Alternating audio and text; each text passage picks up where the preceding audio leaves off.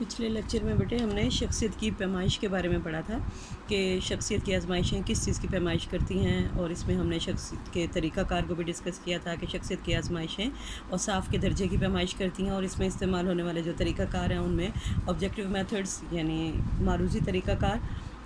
جنہیں ہم غیر تذریلی آزمائشیں کہتے ہیں، پھر سبجیکٹیو میتھڈس موضوعی طریقہ کار جنہیں تذریلی آزمائشیں کہتے ہیں، اور ریٹنگ سکیلز ہم نے ڈسکس کیا تھا۔ اور ساتھ ہی ہم نے یہ بھی ڈسکس کیا تھا کہ یہی آزمائشیں انفرادی اور گروہی دونوں طرح سے استعمال ہو سکتی ہیں۔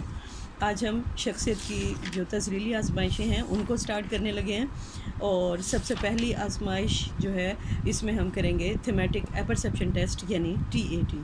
تھیمیٹک اپرسیپشن ٹیسٹ آپ کے لیے نیا نہیں ہے، آپ نے FA میں بھی اس کو کیا ہوا ہے اور آپ کا پریکٹیکل بھی تھا،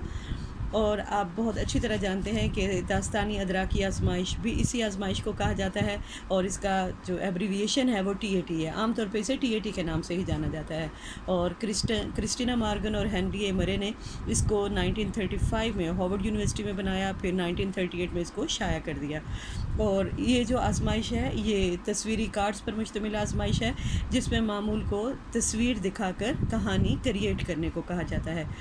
دراصل یہ جو آزمائش ہے یہ شخصیت کا ہمہ گیر مطالعہ کرتی ہے، یعنی اس سے شخصیت کی مکمل عکاسی ہو جاتی ہے، اور فرد میں پائے جانے والے نفسی جسمانی امراض، کرداری امراض، خفیف اور شدید ذہنی امراض کے بارے میں بھی ہمیں معلوم ہو جاتا ہے کہ فرد کن مسائل کا شکار ہے۔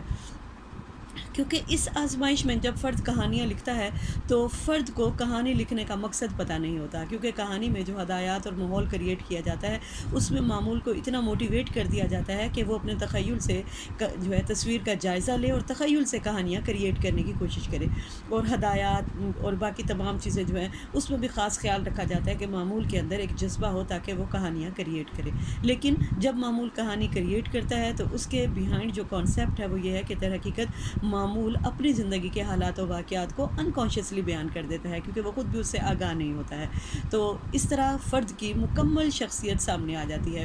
TAT وہ آزمائش ہے جسے باقی تمام جو آزمائشیں ہیں جنہیں ہم تذریلی آزمائشیں کہتے ہیں ان پر فوقیت حاصل ہے، کیونکہ اس آزمائش کو شخصیت کا ایکس رے کہا جاتا ہے، اور یہ شخصیت کی مکمل جانچ پڑتال کے لیے بہترین نتائج جو ہے وہ اس کی حامل ہے۔